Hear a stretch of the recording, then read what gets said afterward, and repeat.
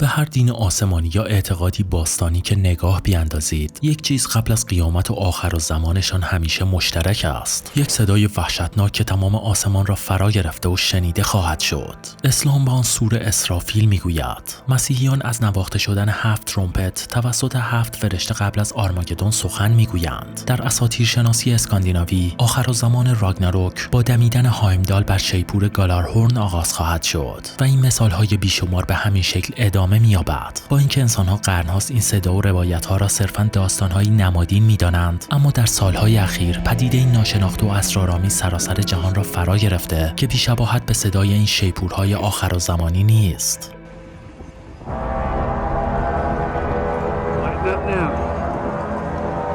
به جعبه سیاه خوش آمدید.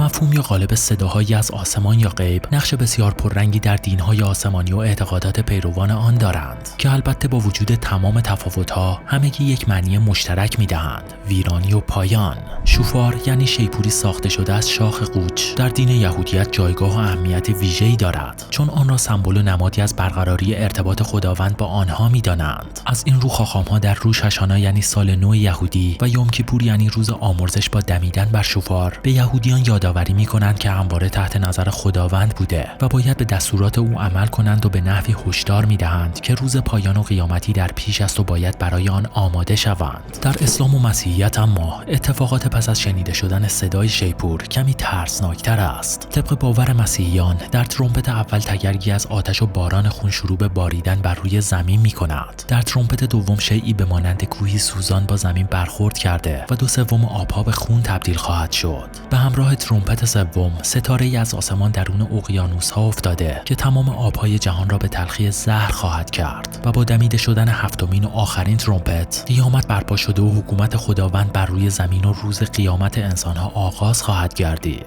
در اسلام از این شیپور آسمانی با 2 هدف مختلف سخن به میان می‌آید. اولی هلاکت قوم‌های گناهکار و منحرف مانند لوط و مدین با صدایی وحشتناک از آسمان‌ها و مفهوم بعدی به گوش رسیدن صدای سوری که نمایانگر آغاز قیامت و پایان جهانی است که همگی ادامه داستان را می‌دانید.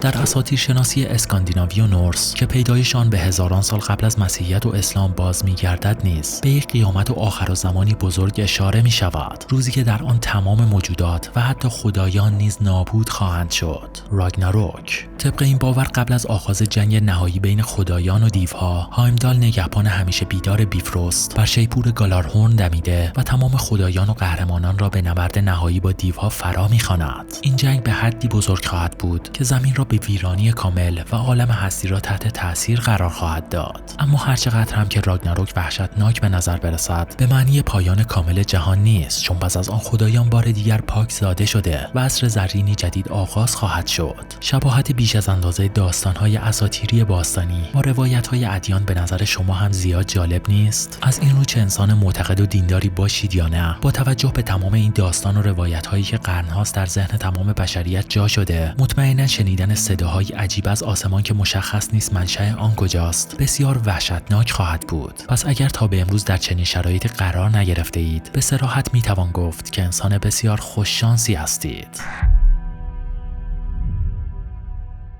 در سالهای اخیر پخش ویدیوهای آماتوری که در آن انسانهای شوکه شده در حال ضبط فیلم صداهای عجیبی از آسمان هستند بسیار افزایش یافته که در ادامه به چند نمونه از این ویدیوها که صحت آنها تایید شده و جعلی نیستند نگاهی میاندازیم.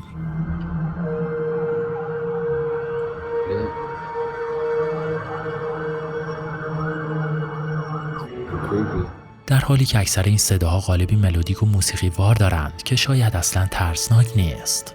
There's no machinery nearby or construction, so I have no idea where it's coming from. It's weird.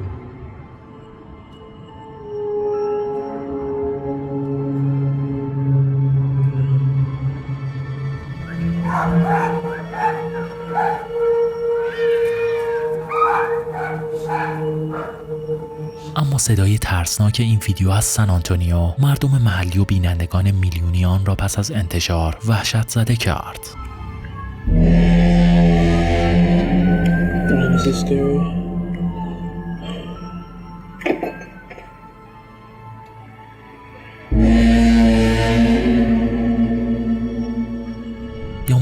این صدا در جمهوری چک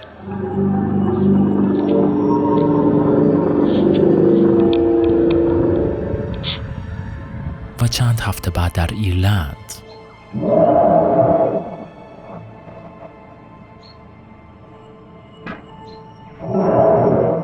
یا مانند این صدا در روسیه و کانادا که بیشتر شبیه به یک غرش است.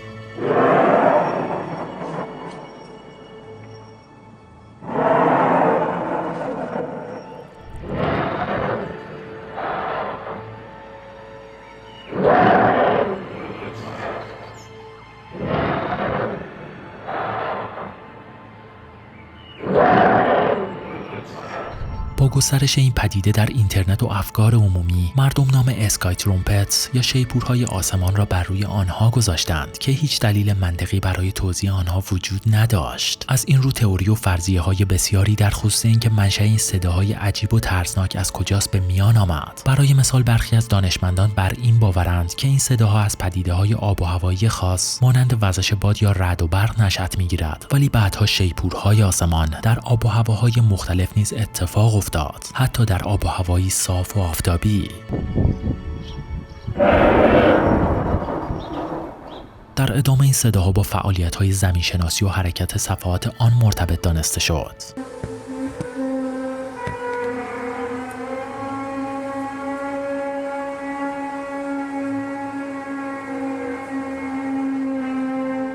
برخی دیگر از دانشمندان حدس میزنند که این صداها باید با میدان مغناطیسی زمین ارتباط داشته باشد، یعنی شفق‌های قطبی عامل این صداها هستند.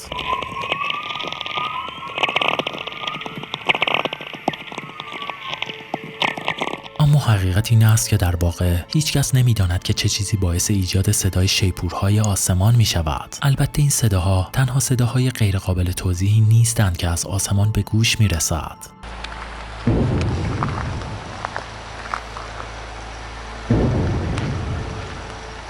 اولین گزارش‌ها از این صداهای عجیب که به گانز آف سنکا یا با ترجمه بهتر توپ‌های جنگی سنکا معروف است، به سالهای 1819 میلادی و نوشته‌های مستند یک نویسنده و سیاستمدار آمریکایی به نام واشنگتن اروینگ باز می‌گردد.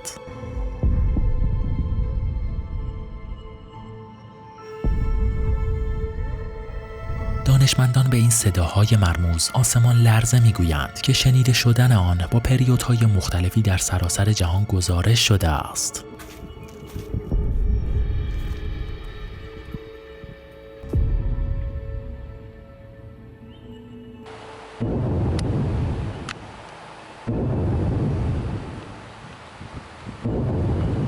به مانند شیپورهای آسمان، تئوری‌های بسیاری نیز مانند حرکت صفحات تکتونیک یا میدان مغناطیسی زمین برای آسمان لرزه‌ها نیز مطرح شد.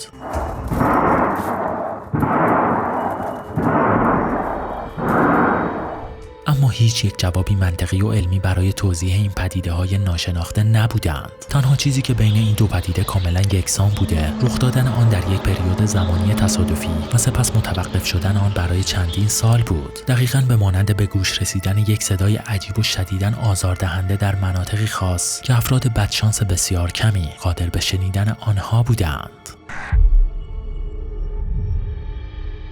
برای اولین بار در سال 1991 میلادی، ساکنان شهر تائوس در ایالت نیومکزیکو با شنیدن صدای صوتی عجیب در گوش‌هایشان از خواب بیدار شدند. آنها در شکایت‌های خود این صدا را شبیه به نویزی الکترونیکی در فرکانس پایین و شدیداً آزاردهنده و دیوانه کننده توصیف می‌کردند. به زبان ساده مانند وزوز کردن یا زنگ زدن گوش که مطمئناً یک بار شما نیز آن را تجربه کرده اید. اکنون تصور کنید که این حس را برای چندین هفته داشته باشید. اما نکته عجیب اینجاست که طبق تحقیقات پلیس تنها 5% مردم با شدت‌های متفاوت قادر به شنیدن این صدای آزاردهنده بودند که بعدها به این انسان‌های بدشانس لقب شنوندگان را دادند.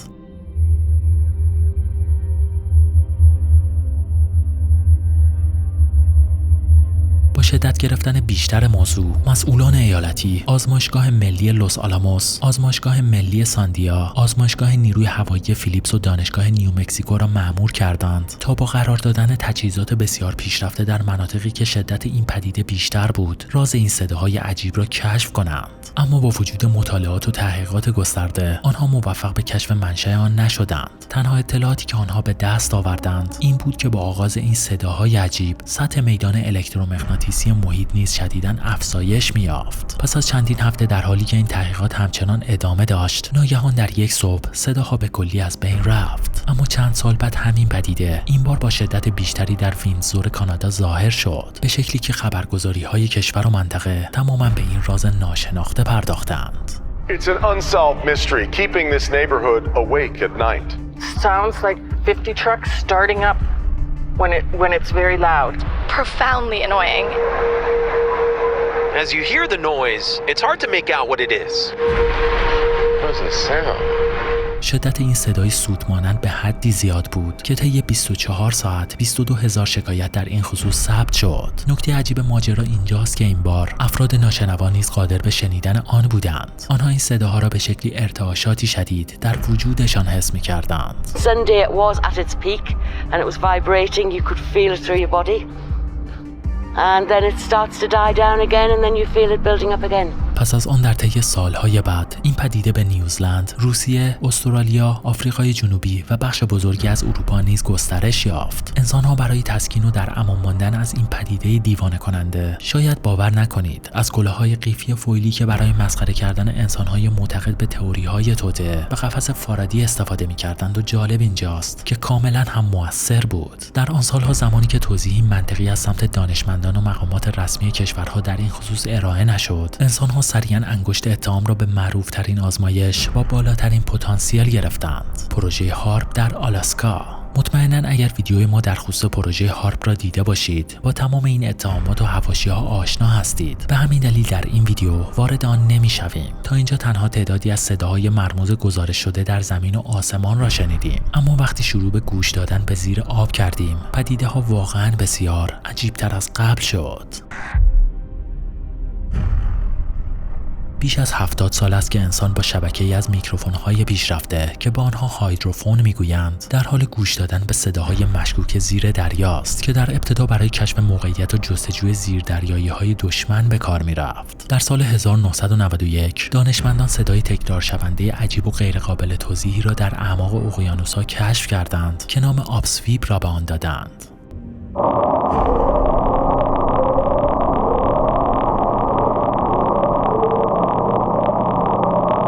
منبع صدا جایی بین نیوزلند و آمریکای جنوبی قرار داشت، اما این صدا به حدی بلند و قدرتمند بود تا سراسر اقیانوس را پیموده و به هایدروفون‌های ارتش آمریکا در سواحل کالیفرنیا برسد. نکته عجیب اینجاست که این صدا به اصطلاح فصلی بود، یعنی تنها در فصول پاییز و بهار شنیده میشد. در ادامه و در سال 1997 دانشمندان صدای عجیب دیگری را این بار از اعماق اقیانوس آرام جنوبی دریافت کردند. آنها نام آن را بلوپ گذاشتند.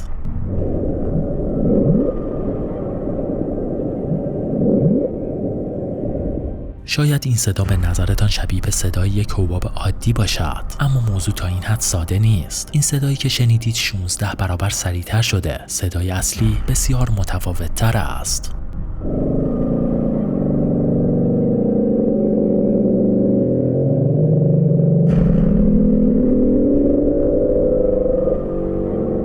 صدا تقریباً 1 دقیقه کامل طول کشید و به اندازه‌ای بلند بود که میکروفون‌هایی با فاصله 5000 کیلومتر به وضوح آن را دریافت و ضبط کردند. ما موجود زنده‌ای که قادر به تولید چنین صدای بلندی باشد نداریم، ولی زمانی که در سال 2016 دانشمندان هایدروفون‌های خود را به عمیق‌ترین نقطه اقیانوس یعنی چالنجر دیپ در گودال ماریانا فرستادند، موضوع کمی عجیب‌تر از قبل شد. گودال ماریانا یکی از اسرارآمیزترین نقاط روی کره زمین است که به دلیل شرایط خاص خود انسان‌های بسیار کمی موفق به رفتن به آنجا شدند، به حدی که تعداد انسان‌هایی که به کره ماه سفر کردند از تعداد افرادی که به این گودال رفتند بیشتر است. بنابراین دانشمندان شروع به گوش دادن به این دنیای ناشناخته کردند و چه چیزی شنیدند؟ صدای ناله.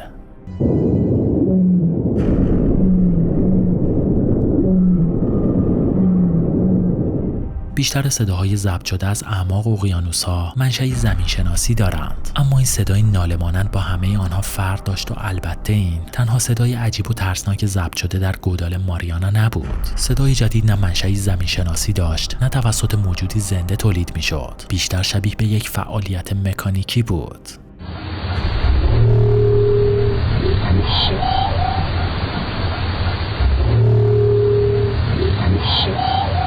دانشمندان این صدای عجیب را بیوتفنگ نامیدند که باز هم هیچ توضیح منطقی و علمی برای آن وجود نداشت، اما شاید عجیبترین صدایی که تا به امروز توسط انسان‌ها ضبط شده نه از زمین و آسمان و زیر اقیانوس‌ها که از اعماق فضا ضبط شده باشد.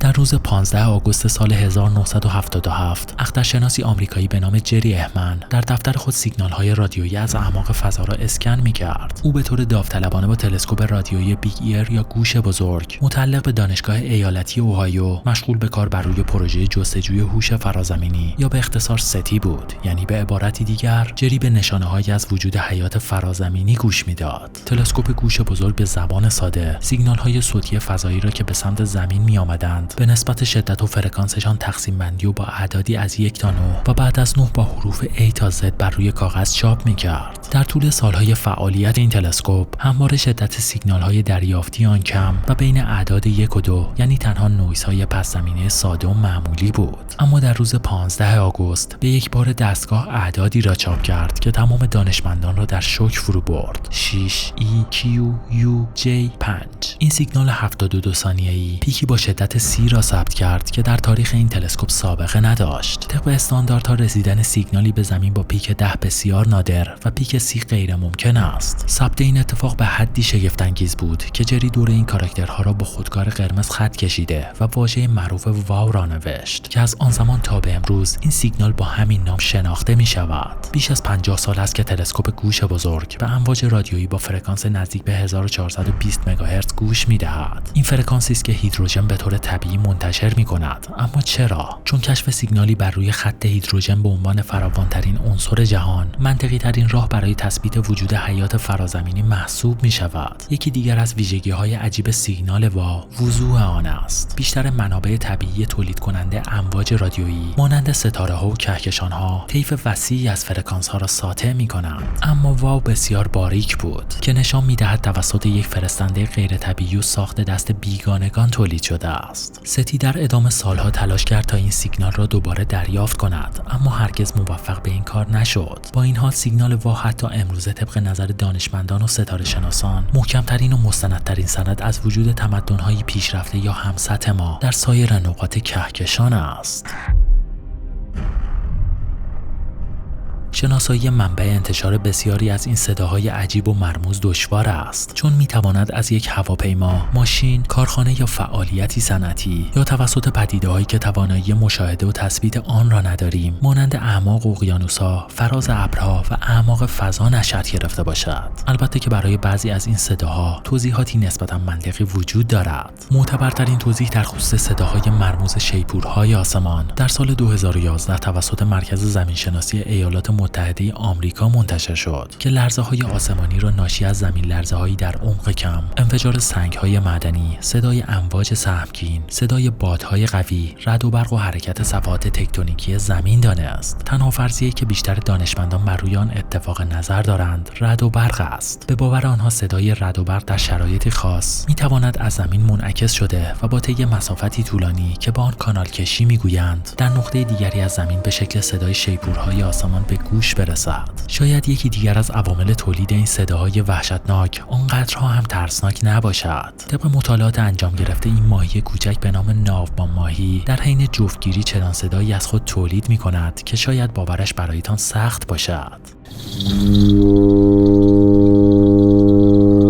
همچنین دانشمندان صدای بلوپ را ناشی از فوران آتشفشان‌ها و یا ریزش غارهای اعماق اقیانوس یا شکستن و فرو ریختن یخچال‌های طبیعی و کوههای یخی می‌دانند. دانشمندان معتقدند که صدای بیوتبنگ ضبط شده در گودال ماریانا نیز از صدای یک نهنگ بزرگباله برای فراخوانی جفت خود نشأت می‌گیرد.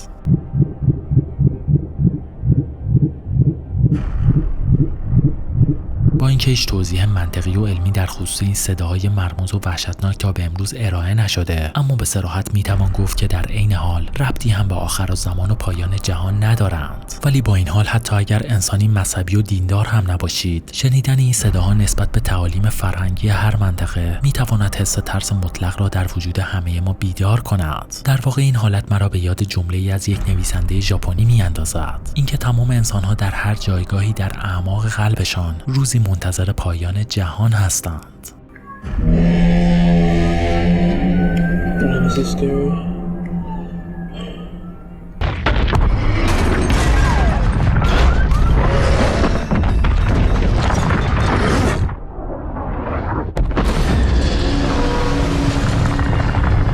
نظر شما در خصوص این اتفاقات مرموز چیست؟ آیا تا به حال تجربه شنیدن چنین صداهای عجیبی را داشته اید؟ نظرات خود را در بخش کامنت ها با همگی ما به اشتراک بگذارید. از اینکه تا اینجای ویدیو با ما همراه بودید از شما بسیار متشکریم و امیدواریم که از دیدن اون نهایت بهره رو برده باشید. پس در آخر و باز هم مثل همیشه تا دیدار بعدیمون خیلی ممنون که هستید.